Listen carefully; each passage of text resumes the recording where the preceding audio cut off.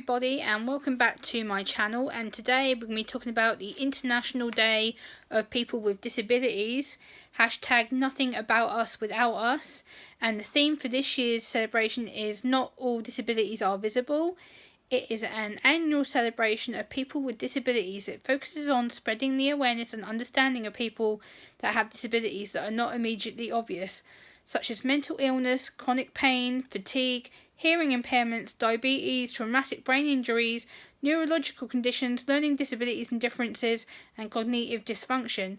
According to the WHO World Report on Disability, 15% of the world's population or more than 1 billion people are living with a disability currently. It is estimated that 450 million are living with a mental or neurological condition, and 2/3 of these people won't seek professional help due to the stigma and discrimination and neglect. Another 69 million individuals are living with traumatic brain injuries each year worldwide. These are just many examples of the many millions of people living with disability, and this is having to put a reminder of removing the barriers is vital. As somebody with autism spectrum condition and anxiety disorder, I'm very happy to be supporting such an event to promote the awareness and acceptance of disability worldwide. We need to continue to break down the stigma of disability and mental illness. We need to be opening up that simple discussion and not to see it as a taboo. It should be an everyday, simple conversation we should be having. I am proud of the work that I'm doing within my own local community, my own local town, helping people to be better communicating with people on the autistic spectrum, and to make sure that needs are supported in a professional way. Let's make a day today to be proud of who we are. So I hope you've enjoyed hearing my little introduction about it. I will link the website down below in my video description. And yeah, I will see you next video. Bye guys! History Month, and tomorrow it's International Day of People with Disabilities. The theme this year is Not All Disabilities Are Visible, something which, given the issues around who wears masks in public, for example, is very timely. Earlier on, I spoke to Ipswich autism campaigner Gemma Grace and also Kathy Bowl, who's chair of the Suffolk Coalition of Disabled People.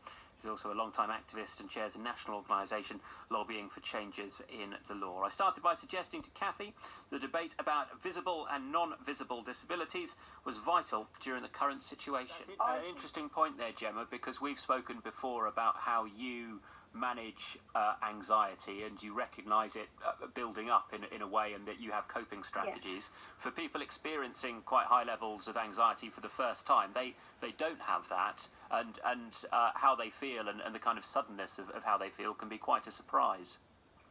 Yeah, especially anxiety, it depends on the severity and where you are on the spectrum as well. For me, I'm really quite high in my anxiety at the best of times, so it's a case of trying to keep calm and using the coping strategies. For me, I'm quite lucky. I have my sensory jewelry, which helps me to calm down quite quickly, as well as my meditation techniques that I do. But like you said, a lot of people who do have high anxiety for the first time, who don't really know what it's about, they're going to be panicking, they're going to feel nervous, they're not necessarily going to know how to research coping strategies. It's making sure, like Kathy has said, to make sure we support each other going through that process, and to say that we can help you. And there's websites or support that you can seek if you want to find it, and it can be very overwhelming. So Kathy's brought up a totally valid point in that aspect. Going along the theme, Gemma, of not all disabilities are visible, obviously autism isn't visible from across a street or a supermarket, but you might, like you say, not be wearing a mask or doing behaviour which draws people's attention. In schools, I've seen kids who are exempt from wearing a mask have a special lanyard to kind of avoid that, but then that's also basically making a certain subset of the class be declared with a badge. How do you approach whether or not you say something about your disability or not? I suppose it depends on if I know that person in the public, or especially like recently with wearing my lanyard when I've gone to the shops a few times.